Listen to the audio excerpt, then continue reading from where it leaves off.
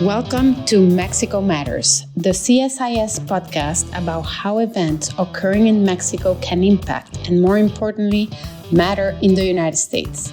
I am Mariana Campero, non-resident senior associate of the Americas program at CSIS and the former CEO of the Mexican Council on Foreign Relations, COMEXI. Mexico is confronting a complex mix of internal and external challenges. Domestically, the country faces persistent insecurity, underinvestment, mounting fiscal pressures, among various other strains to democratic checks and balances. Externally, the country's relationship with the United States is at a particularly turbulent moment as President Trump links the issues of migration, security, and trade. To explore the impact of these developments, that it is my pleasure to welcome two distinguished guests. Alan Bersin, former U.S. Attorney for the Southern District of California and U.S. Border Czar under President Obama, and Luis Rubio, a leading Mexican political analyst, chairman of the think tank Mexico Evalua, and a prolific writer.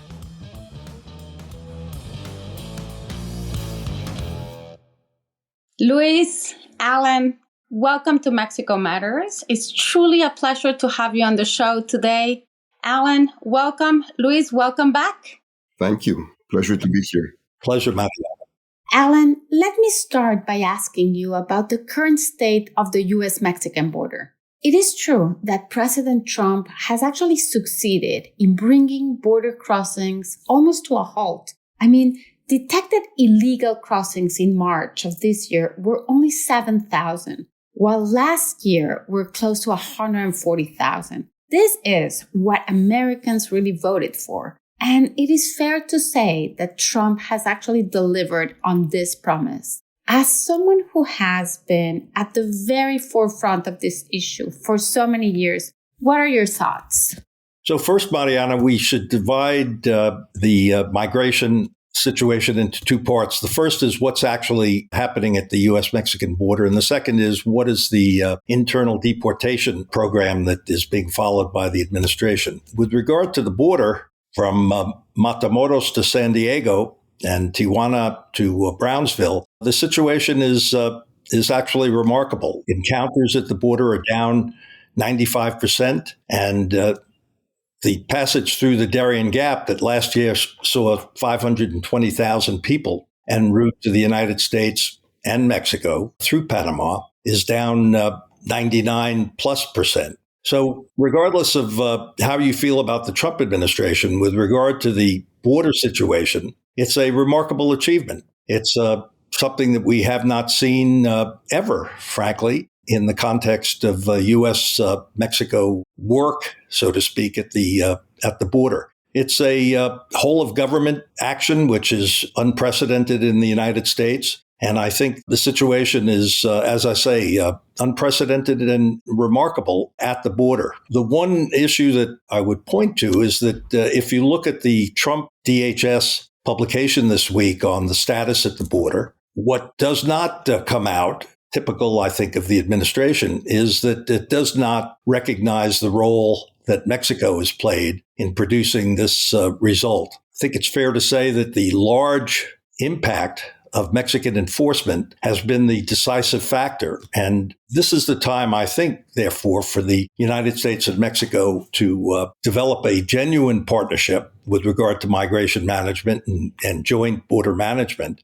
But that's going to take the Mexican government to be not merely reactive, which has been the case to date, but rather to put big, bold ideas on the table that would forge this partnership. President Sheinbaum has had a remarkable record thus far with President Trump. He respects her, and there has been, I think, some constructive discussions that they've had, which leads, I think, to the opportunity for Mexico to take the lead in putting big ideas on the table. Luis, before I ask you to respond and to describe what is happening on the Mexican side, Alan, let me just quickly follow up with you and ask you if you think there was another way to get these numbers to where they are today. And this is really, independently of whether we agree or not with the current policies or with its implementation? To this extent, no, Mariana. The fact is that in the last months of the Biden administration, the bipartisan bill that had been passed by Congress was implemented, but it was too little too late. The numbers came down significantly between June of 2024 and the election, but nothing like what we've seen since Donald Trump took office. Luis, President Trump has actually conflated migration with trade and is using tariffs to force Mexico to get serious on this issue. As we know, President Sheinbaum has in fact responded and has increased her efforts to block migrants from reaching the U.S. border. The American press focuses, understandably, on what is happening on the U.S. side, and we know very little as to what is the reality on the Mexican side. Can you describe to us what is happening on the Mexican side? Well, I think that there are two different issues, contrasting dynamics. On the one hand, President Trump has been mixing drugs and migration with trade, which is an issue in and of itself. That kind of pressure, I think, has had an effect, but it's important because those are the two politically explosive issues on the U.S. side, but it's not necessarily sustainable. But I think that understanding the dynamics of each of these factors, drugs and migration, is critical to assess where we are and what is possible. I think that on the drug issue, because those are the two things that cross the border, the drugs that matter most are all mostly synthetic these days and can be produced anywhere in small labs. And this is particularly true of fentanyl, which is the single most important drug issue on the U.S. side. And that has changed the dynamics of the illegal drug industry inside Mexico, as many of the cartels have now split into different organizations and new organizations have sprung inside Mexico, and they are totally independent of the drug dynamics. On the side of migration, there are historically three sources: Mexicans, Central Americans, and others, mostly Cubans, in the last several years, Venezuelans, and some from afar, as far as China and Africa. The Mexican component almost came to a halt in the late 2010s. 2009, 2010, it came really to a halt as the demographic curve in Mexico began to shift. And that is very significant because there are no longer, as demographers call them, surplus workers in significant quantities. That's basic demographics. There was a big spike after the pandemic due to a very rapid economic recovery in the US and very slow recovery in Mexico and a huge salary gap. But that's over now. But most important, as Alan pointed out, and I totally agree, by sealing the southern border, which the government has proven that it is possible, the other sources of migration have come to a halt. And I think that the lesson is that the political cost for the Mexican government to act on this is really very small, as it does not affect Mexicans because, as I said, Mexicans are no longer the ones crossing that much the border or attempting to. And also, as deportations have become fewer and the message has been sent to the rest of the world that the Mexican government is going to seal the border, then others are getting the picture that's not going to be the way to get to the U.S. So the combination is what has produced what Alan is saying, at least as seen from this side of the border. Luis has put his finger on it. And I think, to my point of the Trump administration needing to recognize it, I think it's entirely a function of what Mexico has done in terms of keeping people from getting to the border and taking advantage of a broken asylum system in the United States. When you don't get to the border, you don't get the right to claim asylum. But that then points out the big issue, I think, two big issues going forward for Mexico. One is recognizing that it is a transition, it is a transit country and increasingly a destination country. So the policy framework that's governed Mexican migration management over the last generation needs to be revised to take that into account. The second related point is with regard to Mexico's southern border. In fact, that is the new area in terms of sustaining this situation, will require that the entry into Mexico be much more controlled than has been the case in the past. Administrations going back to the Calderon administration, and certainly during the Peña Nieto administration, talked about building a southern border with Mexico and, less importantly, but also with Belize. That is really critical, I think, to the future trend that we'll see. In order to sustain this, operations need to move from the U.S.-Mexico border to the Mexico-Guatemala border. And that will involve a major effort. But this is the kind of idea that I think President Sheinbaum needs to put on the table, where Mexico would take care of its side of the border, but the United States is going to have to be very active in helping finance that effort, but also, and more importantly, managing it from the Guatemalan side. Luis, do you think President Sheinbaum will be open to cooperate with the U.S. in controlling the Mexican southern border? She has proven that she's willing to do anything necessary to maintain the relationship. It's no secret that Mexico's main engine of growth is exports, and exports to the U.S. is 80% of exports. And that was done purposefully from the 1980s on. So she understands full well that protecting that source of welfare and economic activity is absolutely critical. You have focused so far on migrants and briefly mentioned drugs. As Alan said, Trump has launched a series of security initiatives, also mostly aimed at curbing the power of the Mexican cartels and reducing money laundering. As we know, criminal gangs not only traffic and sell drugs, they actually also smuggle migrants, they tax border crossings, they extort legal businesses.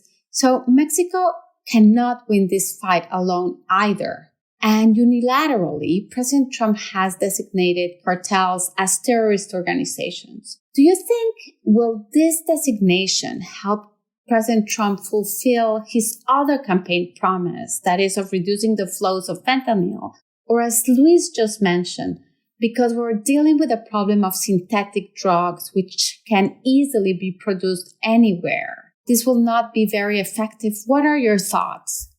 So the way in which the drug industry has evolved, as Luis pointed out, and you just reiterated, you cannot solve the fentanyl problem at the borderline itself. You have to go back into the supply chain and into the financing in order to really have an impact on organized crime. So drugs have devastating effects on both Mexico and the United States. More than 720,000 Americans have died in the last generation as a result of drugs. But it's also devastated Mexico. It's facilitated the growth of organized crime to an alarming degree that not only has infiltrated through corruption the Mexican political system, but it's also now led to extraordinary levels of citizen insecurity in Mexico. So this is a challenge that's got to be dealt with away from the borderline, but in concert. No one of these countries can manage the problem unilaterally.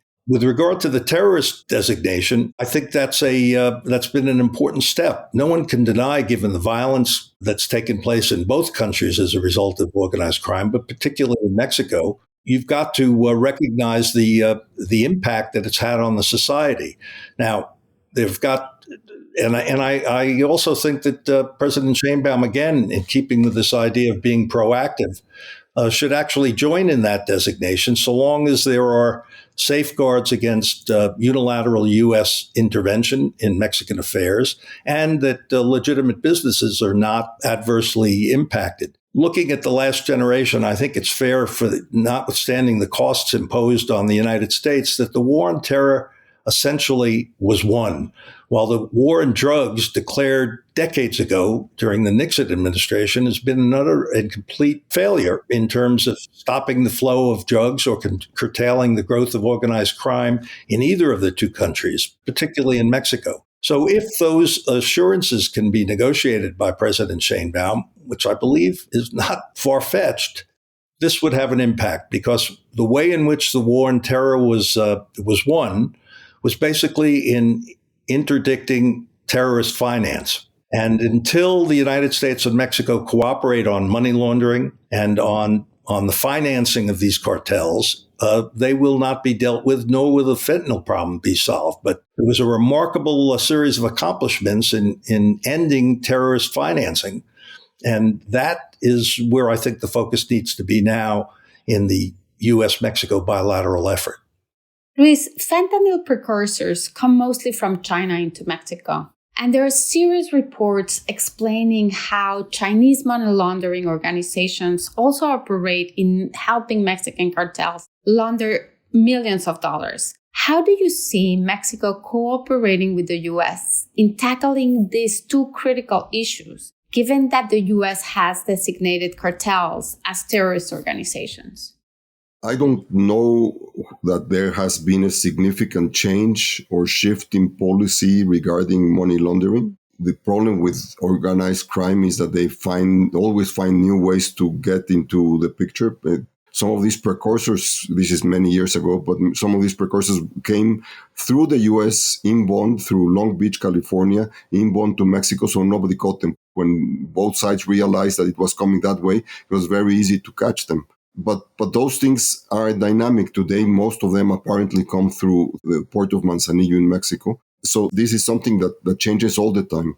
On money laundering, the Mexican side has been enforcing what the rules are. But again, there are lots of holes. Many financial institutions still are part of organized crime because it's extraordinarily profitable. So this is a dynamic issue that has to be addressed, as Alan well pointed out, by both sides in a systematic and continuous fashion. Luis, how is President Sheinbaum's security strategy different from that of AMLO's hogs and not bullets strategy? Officially, no change has actually been announced, but the reality we see on the ground is actually very different. Is that correct? Well, her strategy is 180 degrees different from her predecessors, even while she has not, as you say, announced it or said so. And to her credit, her security policy as mayor of Mexico City when López Obrador was president was equally contrasting. So that shift was to be expected. What she found once inaugurated was a truly dire scenario. First, the narcos and organized criminals had taken advantage of López Obrador's de facto amnesty, hogs and not bullets. They had used this to arm themselves, to consolidate their territories, and to advance on every front. And while that was happening, the Mexican security apparatus, not strong to begin with since the 1980s, had been totally hollowed out. So metaphorically, her government is fighting missiles-wielding gangs with arrows. So the threat to her government and to stability is obviously enormous, and that's why she has been responding so forcefully. Let's not minimize the fact that the Secretary of Security in Mexico has an enormous power, but he does not control the main instrument that the Mexican government has at its disposal, which is the army. He has to negotiate with them. They are not they don't serve at his pleasure, as it were.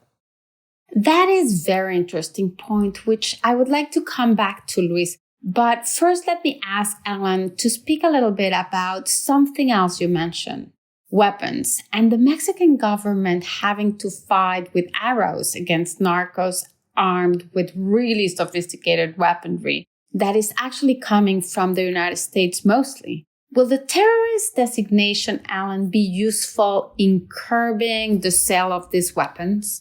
So there are two dimensions to that. One is actually stopping the flow by interdicting them at the border. And I think there are real possibilities in terms of mutual cooperation between the countries to do that through a variety of innovative scanning procedures. The other, though, is the ability to actually construct cases of conspiracy where you can trace the movement of guns and to the extent it's organized. The problem that we've had over the years with guns is that it's not the large shipments, it's the constant passage of guns in privately occupied vehicles bringing 5, 10, 25 automatic weapons into Mexico. That needs to be dealt with at the border, but I wouldn't discount the utility of the terrorist designation and actually, again, going back away from the border in both countries, frankly, to address this problem. There are 120,000 automatic weapons that are estimated to be passing into Mexico every year. That's intolerable. And the efforts that we've made over the years to stop that exit from the U.S. have not succeeded. And I think there's a real, again, an opportunity if President Sheinbaum would put that on the table as a major element in negotiating a new security partnership with the United States. Luis, you mentioned earlier that the Mexican military doesn't have nor the incentives, nor the capacity, nor the right structure to fight against drug cartels. Former President AMLO allowed the military to participate in economic activities that were previously reserved for the private sector, right? Such as the building of railways or the building of bank branches or managing the ports, which opened the door for corruption. How do you see this playing out? On the Mexican army, I think that there are several perspectives one can take. Clearly, López Obrador was scared of the army, and therefore he tried to corrupt them to avoid them becoming a threat. But that in itself becomes a threat because once they have too many funds to work with, corruption begins to thrive. I don't believe that that's continuing, and that hopefully will take care of that. Much of the corruption took place with the big development programs like the refinery, some roads, the airport, and so on. Those things are over. So the opportunities for corruption have diminished. But the structure, the organizational structure of the government, I think, is not the right one. The original idea to have a civilian National Guard has been done away with. It was a fiction. With López Obrador, it became a fiction. It became military only. And now it has been recognized as being part of the military. So there's no longer a fiction. It's clear that the army is in control of this. But obviously, very important is that there is no project, there is no concept of how to build long-term security so that these things don't happen again. They are responding against the challenge with minimum resources and minimum capacity and with these organizational structural problems, but not moving towards developing bottom-up security like it works in the US and in other countries. Which is from the bottom up, right? Yep. But it also, Mariana and Luis, I think involves the issue Luis touched on briefly, which is the way in which cartel corruption has polluted now the Mexican military as it has the political system. And I know this is a sensitive subject, but again, keeping with this idea that there's an opportunity for President Sheinbaum to really take charge of the fourth transformation and to be able to come out in dramatic ways, not only by fixing the structural issues that Luis alluded to, but also taking on the issue of corruption. You know, people say, well, it's too far, but you can't continue to tolerate a situation in which organized crime has its tentacles deeply into the Mexican political system, controlling perhaps 30% of the country. Of the territory, yeah. Of the national territory. So people say, well, how would you go about doing this? Well, again, I think there's a leaf to be taken out of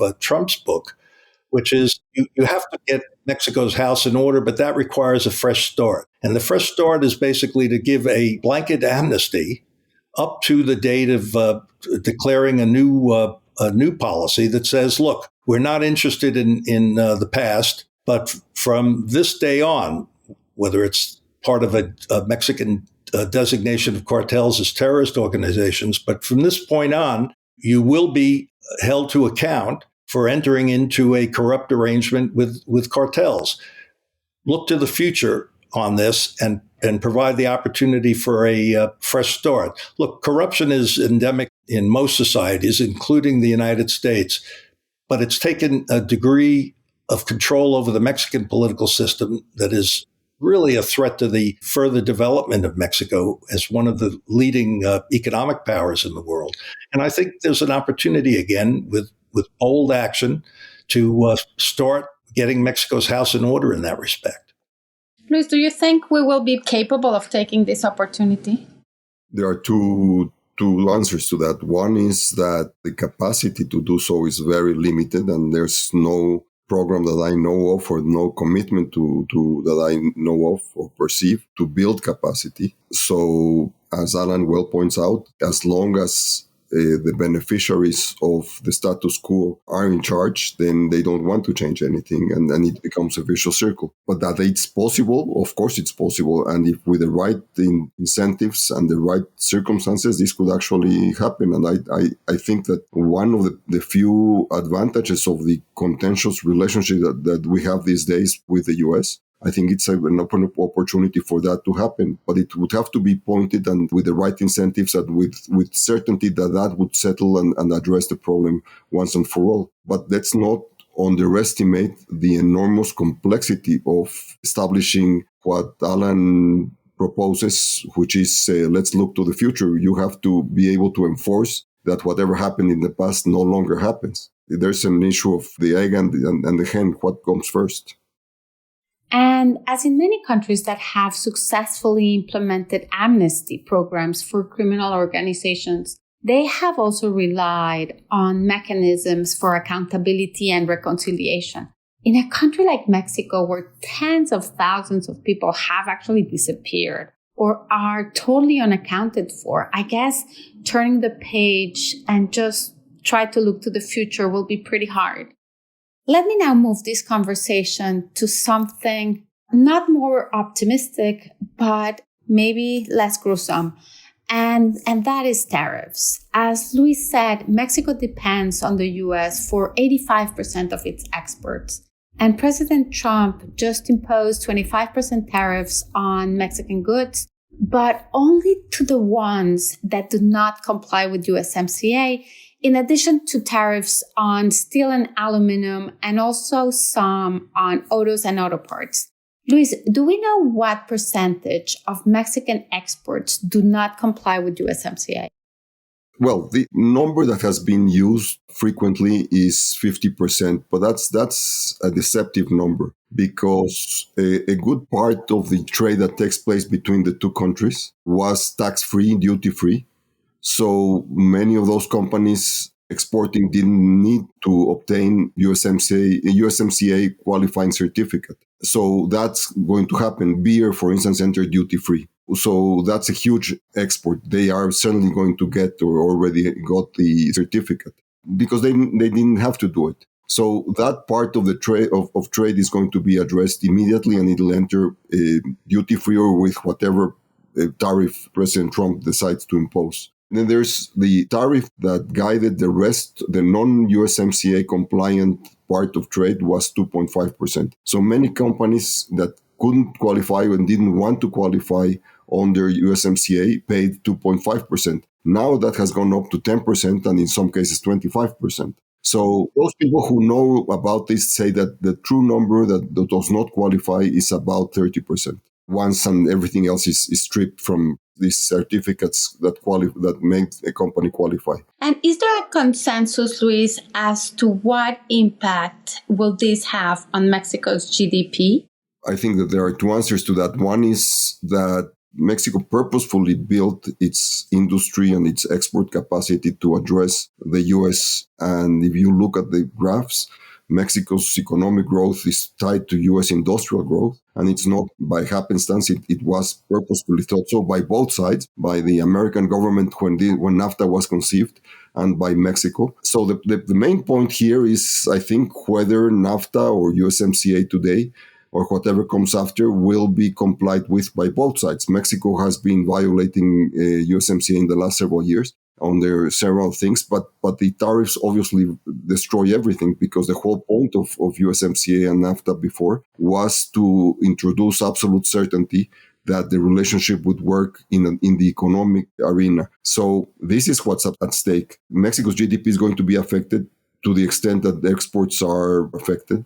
The barrier to entry is already pretty high. The rules of origin, particularly in the automobile industry, which is the core of NAFTA. This comes from the Auto Pact, the US-Canada Auto Pact from 1965. So that's the core of what is USMCA today. To the extent that the Mexican government is compelled to comply with different levels of rules of origin, it's going to be much more complicated, and that will affect the US GDP, Mexico's GDP growth. Just one last point. The automobile industry today still faces significant barriers. President Trump announced last Tuesday, I think, a reduction in those rates. But the point is, what will he announce in a month's time? The devaluation of the peso has gone hand in hand with the level of the tariffs announced, which means that more or less neutralizes the impact. But that introduces an element of uncertainty that affects everything. Nobody's going to invest in those circumstances. Uncertainty is no doubt one of the most important elements needed to scare investments. And President Trump has certainly added a great deal of it. But we in Mexico have also contributed our fair share to it. I mean, we have backtracked constitutional reforms, and recently we just destroyed our judicial branch. The combination of these external and internal wounds have and will be pretty hard on Mexico's growth. Luis, do you think President Sheinbaum will be able to mitigate these blows? Does she have a plan? So the question for the future is really about how is Mexico going to come out of its morass. The Mexico plan that the president has announced is really shallow. It has the right wording. For the first time, a president in Mexico has been talking about economic growth, which López Obrador didn't talk about, or even more important, nearshoring as a word being used by the president, something that, again, López Obrador would never have pronounced, which means that she understands that without growth, she cannot get out of the financial and fiscal bind that her government is in. But on the other hand, the Mexico plan is shallow. It's just a bunch of statist utterances with no substance that betray her total lack of understanding or interest of how she could attract the badly needed private investment. And she knows she needs it. But again, the issue comes back from the airport, and it will take much more than just changing the current set of reforms like the judicial reform to address this. Let me just point out, I think, the critical element here. NAFTA was conceived of in the 1980s and proposed to the U.S. as a way to introduce an element of certainty to the Mexican economy, to investors, both Mexican and foreign, so that there would be trust that things would go steady and with understanding that there are rules of the game that have to be abided by. And that's what. So it was basically our rule of law. Well, yeah, but since Mexico does not have a credible rule of law, what Mexico did was to borrow institutions from the U.S. That's a core element of NAFTA and USMCA. To the extent that was the benefit for Mexico, yeah. Well, obviously, but that was understood by the U.S. to be critical for the U.S. as well. As General Scowcroft, I once interviewed him, and he told me that it was a no-brainer that prosperous Mexico was in the best interest of the U.S. And that's, I think, what remains to be seen in today's contentious relationship.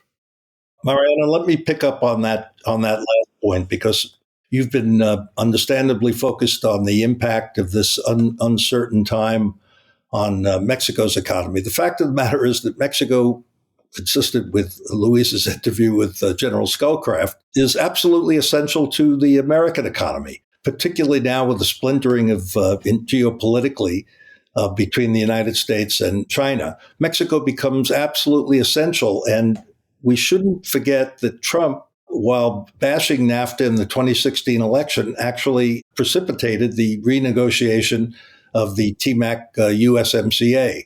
And I think, again, here, the answer to many of the questions you've posed is by Mexico not being entirely reactive, but taking the initiative in not looking at the 2026 renegotiation as a problem, but rather insisting that all of these uncertainties, to the extent that they can be dealt with, are addressed. And I think that would be something that the Trump administration would be receptive to. But they won't come up with what's good for Mexico. Mexico's got to come up with that set of negotiating points. Absolutely. And, I interviewed for this podcast Ambassador Lighthizer. And one of the things he said is actually, we don't want to export our judicial system. That is one of our assets. So the fact that USMCA provides certainty for American investment in Mexico, well, we want those investments to come back to the United States. So it's really a completely different approach from Scowcroft to what we're seeing today under this administration. But Alan, I absolutely agree with you about, sort of the opportunities that Mexico could take from the Trump administration. As we're seeing with India or even Europe, I mean, they are using sort of the pressure that President Trump is putting to make their own reforms. And Luis, we know that there are a lot of non-tariff barriers in Mexico, and President Trump will also focus on those. What would you think could Mexico should take as an opportunity and sort of try to use this as a way to sort of to reform some of our own economic non-tariff barriers to satisfy and make the proposal, as Alan is suggesting, for the 2026 renegotiation? I'm not sure that there are that many non-tariff barriers other than in energy, which was liberalized and then clamped down, back down by López Obrador. But nonetheless, the issue, of course, is I think that Alan put it perfectly. The issue is what's necessary for this economic relationship to work well, not at the expense of either U.S.'s industrial growth or Mexico's industrial growth. It's been working well together. The question is what needs fixing, and the way the U.S. works, Mexico is the one who has to propose. When Mexico has proposed solutions, the U.S. has responded to them. And I think that works with President Trump just as well. It may be the way to do it may be more cumbersome, but not the actual need to do so, because American companies are calling on President Trump just as well, telling him we need this to be addressed and we need to work with the Mexicans. So I agree. I don't think the problem is that I don't see the Mexican side, A, understanding that they are the ones that need to be proposing, and B, I don't think they have a plan beyond simply having the Americans let Mexican imports in. Speaking about imports, Alan, let me ask you something that actually a lot of people have been asking me about. And that is what is the actual situation at the border?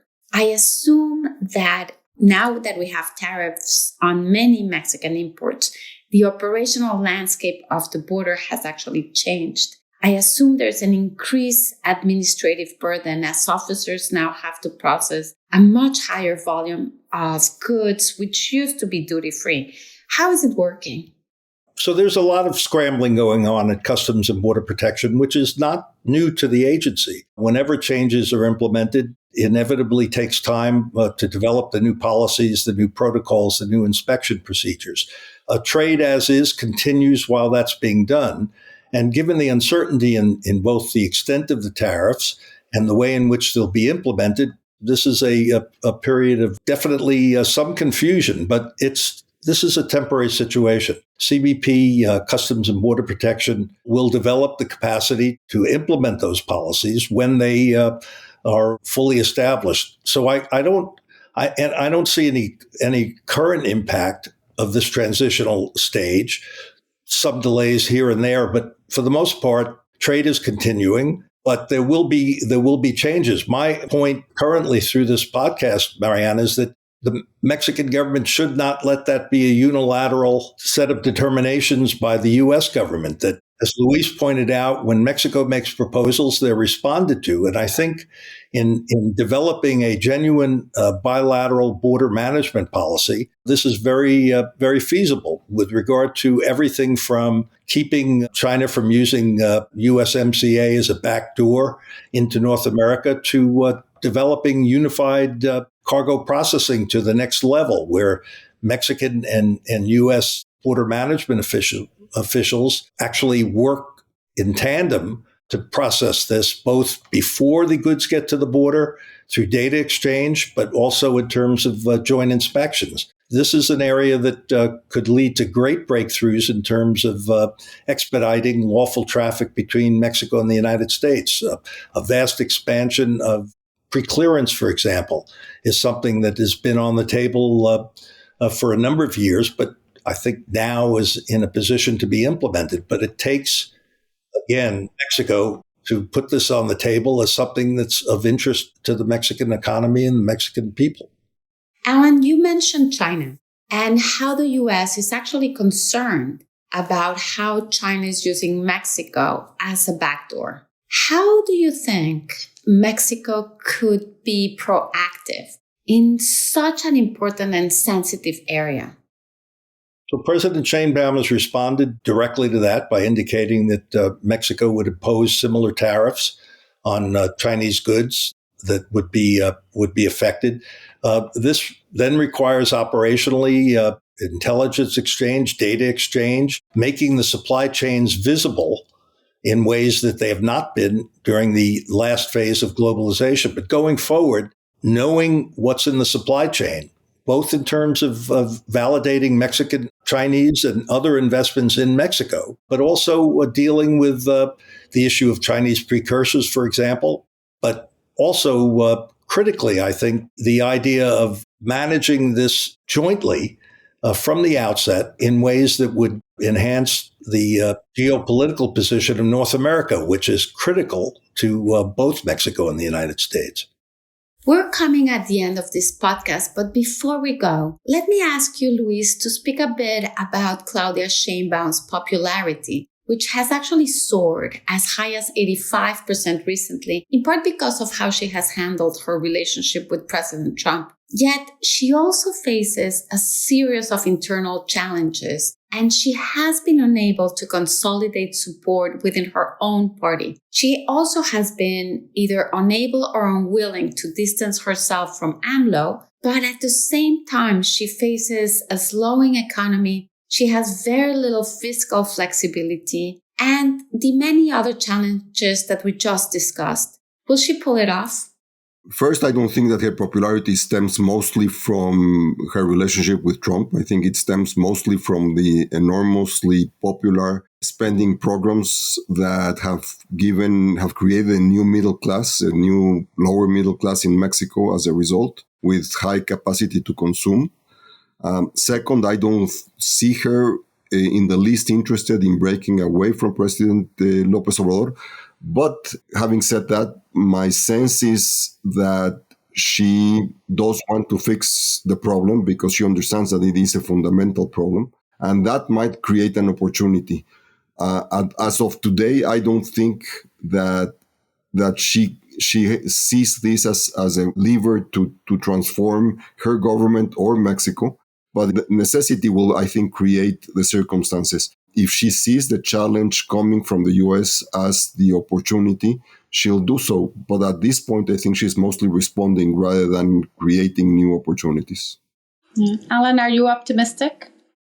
I'm hopeful. I never found pessimism to be a useful tool. So I think, though, that the two big problems facing Mexico, as I understand them, first, citizen insecurity and organized crime. You cannot delay that, confronting that one way or the other going forward. And the second is, to Luis's point about the spending programs, there's a tremendous need to generate additional revenue for the Mexican government. The trade opportunity offers an excellent avenue to raise revenue. Many of the ideas that we've talked about this morning would involve cooperation, data exchange, and identifying supply chains. Well, I think it's fair to say that there are tens of millions of dollars and hundreds and thousands of millions of pesos that are not being collected on duties coming into Manzanillo or Veracruz or Cardenas. This is a real opportunity to accomplish two or three things at the same time, but also generate the revenue that is so badly needed to both maintain the social programs that the president wants to continue, but also to implement the strategic security issues and solutions that we've pointed to this morning. Luis, would that be enough?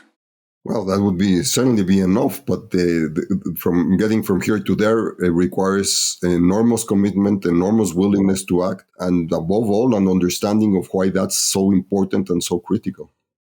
Actually, on that note, responding rather than creating new opportunities to generate growth and revenue, that I will close this podcast. Alan, Luis, thank you so very much for this conversation, and thank you all for listening. Thank you very much. Thank you, Mariana. If you enjoyed this podcast, check out our larger suite of CSIS podcasts. From Into Africa, The Asia Chessboard, China Power, AIDS 2020, The Trade Guys, Smart Women, Smart Power, and more. You can listen to them all on major streaming platforms like iTunes and Spotify. Visit csis.org/podcasts to see our full catalog